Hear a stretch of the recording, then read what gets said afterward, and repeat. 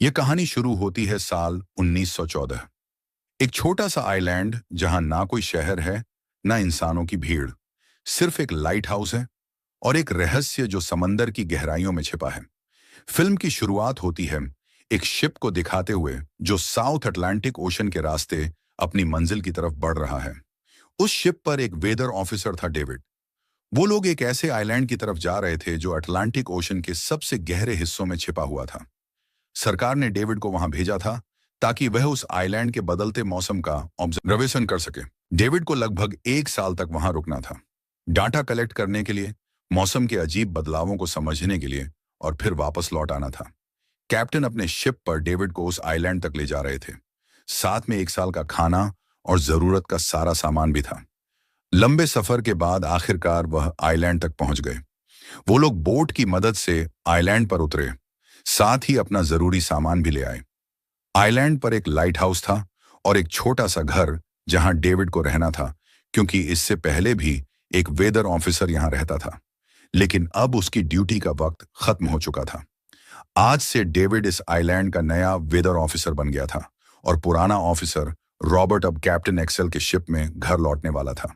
लेकिन उस घर में जाकर वो लोग हैरान रह गए। किसी भी इंसान का नामो निशान नहीं था। रूम के अंदर फर्नीचर बिखरे हुए थे। सब कुछ उल्टा पुल्टा था। शायद लाइट हाउस में कोई हो सकता है। कैप्टन और डेविड बिना वक्त गंवाए लाइट हाउस की तरफ बढ़ते हैं और वहां एक अजीब नजारा देखते हैं। पूरा लाइट हाउस तेज और नुकीले लकड़ों से घिरा हुआ था, जैसे किसी ने जानबूझकर उसे बंद कर दिया हो ताकि कोई भी अंदर ना जा सके। कैप्टन और डेविड ने लाइट हाउस का गेट कई बार खटखटाया, लेकिन कोई जवाब नहीं मिला। आखिर में उन्होंने गेट को जोर से धक्का दिया और अंदर घुस गए। लाइट हाउस के बिल्कुल ऊपर उन्हें एक आदमी मिला जिसका नाम ग्रूनर था। वो लेटा हुआ था। जब उन्होंने ग्रूनर से पुराने वेदर ऑफिसर के बारे में पूछा तो उसने काफी बेपरवाही से जवाब दिया, वो मर गया है, कोई भयानक बीमारी थी उसे। कैप्टन ने जब उससे डेड बॉडी के बारे में पूछा तो उसका जवाब और भी ज्यादा अजीब था, शायद किसी ने मार दिया होगा। ग्रूनर की बातें सुनकर डेविड और कैप्टन दोनों चौंक गए। उन्हें लगा शायद ग्रूनर की मेंटल कंडीशन ठीक नहीं है, लेकिन जब तक पुराने ऑफिसर का पता नहीं मिलता वो लोग कुछ कर भी नहीं सकते। कैप्टन ने डेविड से कहा, अगर तुम अब भी चाहो तो हमारे साथ वापस चल सकते हो। लेकिन डेविड जानता था अगर वह सरकार को इस आइलैंड का एक्यूरेट वेदर रिपोर्ट दे पाया तो उसे काफी पैसे मिल सकते हैं, और पैसे की उसे वैसे भी जरूरत थी। इसीलिए उसने तय किया कि वो यहीं रुके। कैप्टन ने उसे एक एक बंदूक दी आत्मरक्षा के लिए। शायद यह जगह उतनी सेफ नहीं है जितनी दिखती है। कैप्टन के जाने के बाद डेविड ने घर की साफ सफाई की, रहने लायक बनाया। रूम के एक लोकर में उसे एक डायरी मिली पुराने ऑफिसर की। उस ऑफिसर ने 1913 में इस आइलैंड पर कदम रखा था। डायरी में आइलैंड के बारे में बहुत कुछ लिखा था, लेकिन सब कुछ साफ नहीं था। कुछ बातें अधूरी थीं। डेविड हर लाइन को ध्यान से पढ़ता गया। डायरी में कुछ अजीब तरह के जानवरों के स्केचेस भी बने थे। तभी दरवाजे पर किसी ने दस्तक दी। उसने सोचा शायद यह ग्रूनर है। डेविड ने उसका नाम पुकारा, लेकिन कोई जवाब नहीं मिला। हाथ में लैंप लेकर जैसे ही डेविड आगे बढ़ा, उसके कानों में कुछ अजीब सी आवाजें गूंजने लगीं, और फिर उसने देखा गेट के नीचे से किसी अजीबो गरीब प्राणी का हाथ अंदर आने की कोशिश कर रहा था। वो हाथ इंसानी नहीं था। डेविड का दिल दहशत से भर गया। वो तुरंत बेसमेंट की तरफ भागा और वहां जाकर छुप गया। कुछ ही देर में वो रहस्यमयी क्रचर घर के अंदर घुस चुकी थी। वो छुप छुप के डेविड को ढूंढ रही थी। बेसमेंट की एक छोटी सी क्रैक से उस क्रचर की भयानक आंखें डेविड को घूरने लगी। डेविड ने एक छुरी उठाई और जैसे ही वह आंखें उस क्रैक के सामने आई, उसने पूरी ताकत से छुरी घुसा दी। वो क्रचर चीख के भाग गई, लेकिन वो कभी भी वापस आ सकती थी। डेविड ने बेसमेंट का गेट मजबूती से बंद किया, रस्सी से कस के बांधा और पूरी रात वहीं जाकर बिताई, दहशत के साए में। अगली सुबह जब डेविड घर से बाहर गया तो उसने रेत पर कुछ निशान देखे। पैरों के निशान पर इंसान जैसे नहीं थे, बिल्कुल साफ था। यह किसी इंसान का काम नहीं था। वह निशान सीधे समुंदर की तरफ जाकर खत्म हो गए थे। अब डेविड को सब समझ आ गया था क्यों ग्रूनर ने लाइट हाउस के चारों ओर नुकीले लकड़े लगाए थे, शायद उसी अजीब क्रिएचर के लिए। और अब डेविड जान गया यह घर उसके लिए बिल्कुल भी सेफ नहीं है। शायद वो क्रचर आज रात फिर से लौट कर आएगा। डर के मारे डेविड लाइट हाउस की तरफ दौड़ता है। ग्रूनर को चिल्लाकर कहता है, गेट खोलो, मुझे अंदर आना है। लेकिन ग्रूनर उसे अंदर नहीं आने देता और कहता है, तुझे तो उस शिप के साथ लौट जाना चाहिए था। डेविड निराश होकर वापस लौटता है, लेकिन अब उसे अपना घर सुरक्षित बनाना होगा। उसने घर की हर एक खिड़की को लकड़ी से बंद कर दिया, हर तरफ नुकीले लकड़ों से घेरा बनाया और गेट के बाहर पुराने कागज और किताबें रखीं। फिर उन पर तेल छिड़क दिया ताकि अगर वह क्रचर वापस आए तो उसे आग से डरा के भगाया जा सके। लेकिन एक बात थी जो डेविड अब तक नहीं जानता था, और यह बात उसे आज रात पता चलने वाली थी। किस्मत से उसे घर के अंदर एक पुराना बॉक्स मिला। उस बॉक्स में एक गन थी और बहुत सारी गोलियां। यह देखकर उसे थोड़ी हिम्मत मिली, लेकिन डर अब भी जिंदा था। जैसे जैसे सूरज ढलने लगा, रात का अंधेरा हर तरफ छा गया। डेविड गन हाथ में लिए घर के एक कोने में चुपचाप बैठा था। उसकी सांसें तेज थीं। तभी एक अजीब आवाज सुनाई दी, और जब डेविड ने खिड़की की तरफ कदम बढ़ाया तो जैसे उसके पैरों के नीचे से जमीन ही खिसक गई। सिर्फ एक नहीं, पानी में से कई सारी वही अजीबोगरीब क्रिएचर्स उठती हुई नजर आई, और सब उसके घर की तरफ बढ़ रही थी। कुछ ही देर में वह गेट को तोड़ने की कोशिश करने लगे। डेविड ने तुरंत गोलियां चलानी शुरू की। कुछ क्रिएचर्स गिर गए, लेकिन बाकी और भी ज्यादा हिंसक हो गए। वो अब घर के अंदर घुसने की कोशिश कर रहे थे। जैसे जैसे उनकी तादाद बढ़ने लगी, डेविड ने बिना वक्त गवाए गेट के बाहर रखे कागजों और पुरानी किताबों को आग लगा दी।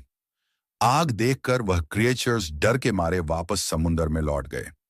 लेकिन अब वही आग डेविड के घर तक पहुंच चुकी थी। घर में आग लग चुकी थी, और क्योंकि पूरा घर लकड़ी का बना था, आग बिजली की तरह फैल गई। डेविड ने तुरंत एक चादर में लपेटकर खुद को बचाया, गेट तोड़कर बाहर निकला और लाइट हाउस के पास एक बड़े पत्थर के पीछे छुप गया। उसका दायां हाथ बुरी तरह जल चुका था। किस्मत से उसी वक्त बारिश शुरू हो गई।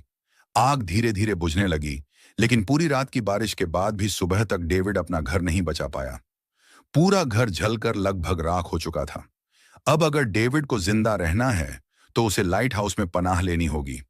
उसने अपनी राइफल उठाई और लाइट हाउस के पास के पत्थरों के बीच छुप गया। जब ग्रूनर पानी भरने के लिए लाइट हाउस से बाहर निकला तो डेविड उसके पीछे पीछे चल दिया। इरादा था उसे गन पॉइंट पर ले जाकर लाइट हाउस के अंदर घुसने का। लेकिन अचानक जब डेविड ने उस पर गन तानी, तभी एक अजीब सा क्रिएचर जो ग्रूनर के पास ही था उस पर हमला कर दिया। वो क्रचर ग्रूनर का रक्षक था। ग्रूनर ने तुरंत डेविड को रोका और कहा, यह मेरा पालतू है। डेविड ने गोली नहीं चलाई, लेकिन एक शर्त रखी, अगर जिंदा रहना है तो लाइट हाउस में रहने दिया जाए। फिर धीरे से हाँ कर दी। शाम होने से पहले दोनों बचा हुआ खाना लेकर लाइट हाउस लौट आए। अगली सुबह वो क्रचर चुपचाप डेविड का हाथ चाट रहा था, जबकि डेविड गहरी नींद में था, और कुछ ही देर में उसका हाथ काफी हद तक ठीक हो गया। लाइट हाउस के टॉप पर डेविड ने देखा ग्रूनर उन बुलेट्स को काउंट कर रहा था जो उन्हें गन से मिली थी, और वो क्रचर अपने तरीके से ग्रूनर की मदद भी कर रहा था। इसका मतलब यह था कि यह जानवर वायलेंट नहीं है। डेविड अब ग्रूनर से उसके बारे में और जानना चाहता था, और फिर यह सब दुनिया के सामने लाना चाहता था, क्योंकि यह किसी जादू से कम नहीं था। लेकिन वो अजीब सी फीमेल क्रिएचर उसकी पालतू कैसे बन गई? असल में एक बार ग्रूनर ने उसकी जान बचाई थी। वह गलती से अपने फिशिंग नेट में फंस गई थी। तब वो क्रचर छोटी थी, और उस दिन के बाद से ग्रूनर के साथ ही रह गई। उसकी हर बात माननी शुरू कर दी। लेकिन ग्रूनर एक गुस्से वाला इंसान था, और उसने कभी भी उस क्रचर के साथ इंसानियत से पेश नहीं आया। उसके साथ रेगुलर फिजिकल रिलेशन रखता था। एक बार उस क्रचर ने ग्रूनर पर हमला भी किया, और उसके बदले में ग्रूनर ने उसे सजा दी। एक ऐसी सजा जिसके बाद वह क्रिएचर अपने आप को ग्रूनर की नौकरानी समझने लगी। शायद इसी वजह से हर रात वह क्रिएचर्स समंदर से बाहर आते हैं उसे वापस ले जाने के लिए। लेकिन वो क्रिएचर्स दिन के उजाले में अटैक नहीं कर सकते। खैर, डेविड अब यहां और नहीं रहना चाहता। उसे यहां रहना अब बिल्कुल भी अच्छा नहीं लग रहा था। शाम होने लगी है। ग्रूनर उसे कहता है, गन लेकर रेडी हो जा, क्योंकि वह क्रिएचर्स कभी भी हमला कर सकते हैं। वो लाइट हाउस की लाइट ऑन करने के लिए तैयार हो जाते हैं, और कुछ ही देर में समंदर से एक बड़ी तादाद में क्रिएचर्स निकलकर बाहर आते हैं। वो लाइट हाउस की तरफ बढ़ते जा रहे हैं। ग्रूनर उन पर लगातार फायर करता जा रहा था, लेकिन डेविड पूरी तरह से डर गया था। वो लाइट हाउस के अंदर की तरफ पीछे हटने लगा। ग्रूनर के बार बार कहने के बाद भी वह बस एक कोने में चुपचाप बैठा रहा, और कुछ ही देर में डेविड बेहोश हो गया। ग्रूनर अकेला उन क्रचर्स से लड़ता रहा। अगली सुबह ग्रूनर ने गुस्से में उसे उठाया और कहा, अगर तुझे लाइट हाउस में रहना है तो मेरी हर बात माननी पड़ेगी। रोजाना पानी भर के लाना, लाइट हाउस के छोटे बड़े काम करना और रात को साथ गार्ड ड्यूटी भी देना। लेकिन एक चीज थी जो उसे कभी पसंद नहीं आई, रोज रोज उस फीमेल क्रिएचर को अलग अलग तरीकों से फिजिकली टॉर्चर करना। रात होती है, दोनों फिर से गार्ड ड्यूटी के लिए तैयार हो जाते हैं और एक बार फिर वो क्रिएचर्स समंदर से निकलकर बाहर आते हैं। लेकिन आज डेविड को डर नहीं लग रहा। उसने फायर किया पर आज ग्रूनर कुछ भी नहीं करता।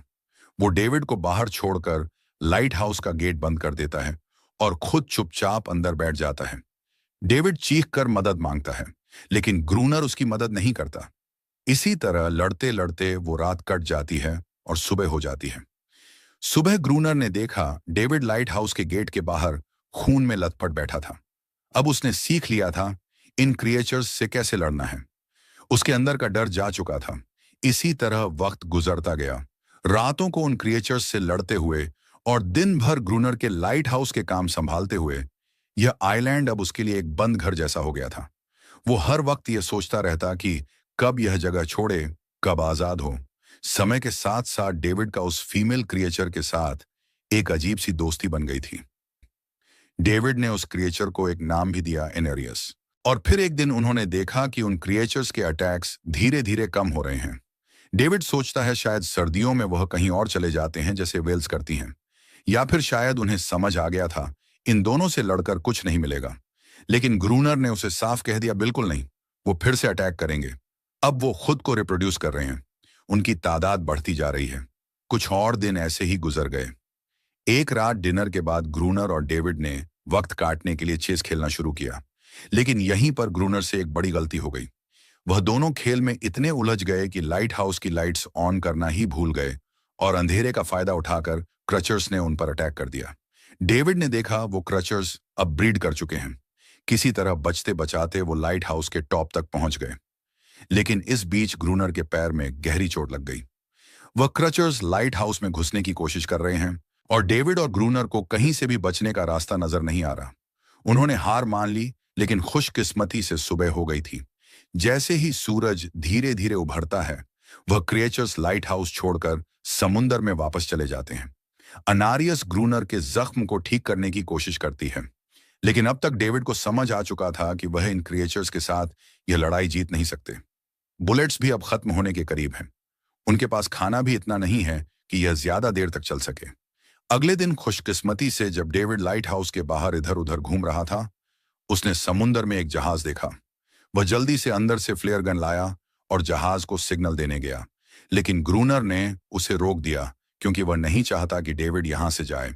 उसी वक्त अनारियस ने ग्रूनर पर हमला कर दिया। वो डेविड को ग्रूनर से बचाना चाहती थी। ग्रूनर किसी को भी यह आइलैंड छोड़ने नहीं देना चाहता। धीरे धीरे वो शिप डेविड की आंखों के सामने समुंदर में गायब हो गई। अब उसके पास कुछ भी करने को नहीं था। एक दिन डेविड ने अनारियस को एक छोटी टॉय बोट गिफ्ट में दी जो उसने व्हेल की हड्डियों से बनाई थी। शायद इससे एनेरियस का मन थोड़ा हल्का हो जाए। लेकिन जब एनायस ने उस बोट को देखा तो वह डेविड को आइलैंड के एक ऐसे कोने में ले गई जहां वाकई एक असली बोट रखी थी। जब डेविड ने उस बोट के बारे में ग्रूनर से पूछा तो उसने कहा, हाँ, उसे पहले से पता था कि आइलैंड के उस हिस्से में एक बोट है। कुछ महीने पहले एक आर्म्स स्मगलिंग शिप जो बहुत सारा गोला बारूद ले जा रही थी, समुंदर में आई तूफान की वजह से इसी आइलैंड के पास डूब गई थी।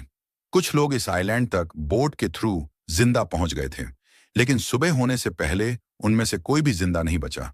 सभी उस क्रिएचर का शिकार बन गए। ये सब सुनते ही डेविड के दिमाग में एक प्लान आया। उनके पास एक डाइविंग सूट जैसा कुछ था। अगर उनमें से कोई उस सूट को पहनकर समुंदर के उस हिस्से में डाइव करें तो हो सकता है उन्हें कोई बुलेट्स या डायनामाइट मिल जाए जिससे उन मॉन्स्टर से लड़ना आसान हो जाए। लेकिन ग्रूनर ने इस बात से सीधा मना कर दिया। कुछ और दिन इसी तरह गुजर गए। डेविड और अनारियस के बीच एक गहरा कनेक्शन बनने लगा। डेविड उसे पसंद करने लगा था। यह सब ग्रूनर ने चुपके से देख लिया और उसी वक्त पहली बार उसके मन में यह ख्याल आया शायद उसे डेविड की मदद करनी चाहिए। लेकिन ग्रूनर का असली इरादा कुछ और ही था। वह चाहता था कि डेविड उसकी मदद से समुंदर के नीचे रखे, डायनामाइट के बॉक्सेस वापस सरफेस तक ले आए और उसके बाद उसे वहीं समुंदर में अकेला छोड़ दे ताकि वो क्रिएचर्स उसे मार दें। इस तरह डायनामाइट भी उसके पास आ जाएगा और अनेरियस फिर से उसकी गुलाम बनकर रह जाएगी। दोनों उस जगह पहुंच गए। डेविड ने डाइविंग सूट पहना और समुंदर के नीचे उतर गया। शिप पूरी तरह तबाह हो चुकी थी, लेकिन किस्मत अच्छी थी। उन्हें कुछ डायनामाइट के बॉक्सेस मिल गए। तभी अचानक सामने आ गए वो क्रिएचर। डेविड घबरा गया और गिर पड़ा। आयरन डाइविंग सूट इतना भारी था कि वो हिल भी नहीं पा रहा था। वो ग्रूनर को ऊपर सिग्नल भी नहीं भेज पाया। ग्रूनर को लगा कि शायद वो क्रिएचर्स डेविड को मार चुके हैं, लेकिन असल में वहां सिर्फ दो छोटे बच्चे थे। डेविड ने पानी के नीचे प्रेशर बनाया और अपना डाइविंग सूट वहीं छोड़ दिया। वह सरफेस तक खुद तैर कर आ गया। उन्हें वहां कुछ पुरानी बॉक्सेस मिले जिनमें डायनामाइट थे। उन्होंने लाइट हाउस के आसपास 2 लेयर्स में डायनामाइट बिछा दिया ताकि जब अगला हमला हो तो वह मॉन्स्टर्स को एक ही बार में खत्म कर सकें। कुछ महीने बीत गए और बर्फ गिरने लगी, लेकिन एक बार फिर वो क्रिएचर्स गायब हो गए। अटैक बंद हो चुके थे। अब उनका मेन काम था लाइट हाउस चलाना और हमेशा की तरह पहरा देना। ग्रूनर का सब्र अब टूट चुका था। शायद एनेरियस ने उन मॉन्स्टर्स को डायनामाइट वाले प्लान के बारे में बता दिया था, इसीलिए अब वह अटैक नहीं कर रहे थे। ग्रूनर गुस्से से पागल हो गया और एनेरियस को पीटना शुरू कर दिया, लेकिन डेविड ने उसे रोक लिया। आखिर में दोनों ने मिलकर एक नया प्लान बनाया, लाइट हाउस का मेन गेट खुला छोड़ने का, ताकि जैसे ही वह क्रचर्स पास आए डायनामाइट से उड़ा दिए जाए। कुछ ही देर में वो क्रचर्स समुंदर से बाहर निकलने लगे। वो सीधे मेन गेट की तरफ बढ़े और अंदर घुसते ही डेविड पर हमला कर दिया। डेविड भी हिम्मत दिखाता है और उन मॉन्स्टर्स से टकराता है। जैसे ही वह क्रिएचर्स लाइट हाउस के पास पहुंचते हैं, ग्रूनर डायनामाइट का लीवर दबा देता है, लेकिन ब्लास्ट नहीं होता। डेविड ने उसका कनेक्शन खोल दिया था। वो उसे दोबारा जोड़ना भूल गया था। डेविड तुरंत ऊपर भागता है और डायनामाइट का वायर जोड़ना शुरू करता है। तब तक वह क्रचर्स लाइट हाउस पर चढ़ने की कोशिश कर रहे होते हैं, जिन्हें सिर्फ ग्रूनर रोकने की कोशिश कर रहा होता है, अकेला। जैसे ही कनेक्शन पूरा होता है, डेविड पहला लेयर उड़ा देता है। कई क्रिएचर्स ब्लास्ट में खत्म हो जाते हैं, लेकिन अभी भी काफी मॉन्स्टर्स लाइट हाउस पर हमला करने के लिए रेडी होते हैं। इस वजह से ग्रूनर दूसरा लेयर भी ब्लास्ट कर देता है। दोनों इस भयानक धमाके में बेहोश हो जाते हैं। अगली सुबह जब दोनों होश में आए, एनोरियस वहां नहीं थी। मरे हुए क्रिएचर्स चारों तरफ बिखरे पड़े थे। ग्रूनर उन सबको मार रहा था जो जिंदा थे, लेकिन जख्मी। तभी डेविड की नजर उनमें से एक के गले में लटके एक नेकलेस पर पड़ती है और उस मोमेंट पर डेविड को अपनी सबसे बड़ी गलती का एहसास होता है। जिन क्रिएचर्स को वह अब तक वायलेंट समझते आए थे, वह भी इंसानों की तरह ही थे। सिर्फ बोल नहीं सकते थे। शायद उनका लाइट हाउस पर हमला करना किसी वजह से था, लेकिन ग्रूनर के लिए यह सब बेकार बातें थीं। डेविड को अब तक नहीं पता था कि उन्होंने कितना बड़ा नुकसान कर दिया था। अगले दिन डेविड ने समुंदर में उन क्रिएचर्स के कुछ छोटे छोटे बच्चों को देखा, वो सब जिन्होंने अपने परिवार खो दिए थे। डेविड ने पत्थरों का एक गोल सर्कल बनाया और उसके बीच में वो छोटी टॉय बोट रख दी ताकि एनारियस वापस लौट आए। लेकिन कितना भी इंतजार किया, एनारियस कभी वापस नहीं आई। एक सुबह डेविड ने देखा ग्रूनर बेहोश पड़ा था। उसके आसपास कुछ पुरानी चीजें रखी थी। उनमें एक पुरानी तस्वीर भी थी, और जैसे ही डेविड ने उस तस्वीर को देखा, वो हैरान रह गया। वो लड़की जिसका फोटो उसने पहले दिन ग्रूनर की डायरी में देखा था, वो कोई और नहीं, उसकी पत्नी थी। उसका असली नाम रॉबर्ट था, लेकिन उसने अपना नाम बदल लिया था क्योंकि अब वह कभी यह आइलैंड छोड़ना नहीं चाहता था। अगले दिन शाम को जब डेविड समुंदर के किनारे गया, उसने देखा कि उस सर्कल में रखी छोटी बोट अब वहां नहीं थी, लेकिन उसी जगह पर उसने एक क्रच्चर का छोटा सा बच्चा देखा जिसके हाथों में वह बोट थी। डेविड ने अपनी टॉर्च उस सर्कल के बीच में फेंक दी ताकि वह दिखाए कि उसका इरादा लड़ने का नहीं है। कुछ ही देर बाद समुंदर की लहरों से अनारियस निकलती है और उसके पीछे पूरा क्रिएचर्स का ग्रुप भी समुंदर से उभर आता है। लेकिन इस बार कोई भी डेविड पर अटैक नहीं करता, क्योंकि वह भी अब शांति चाहते हैं। उनका इरादा सिर्फ एक सेफ जगह पाने का था, अपने बच्चों के लिए जो हर एक जानवर करता है।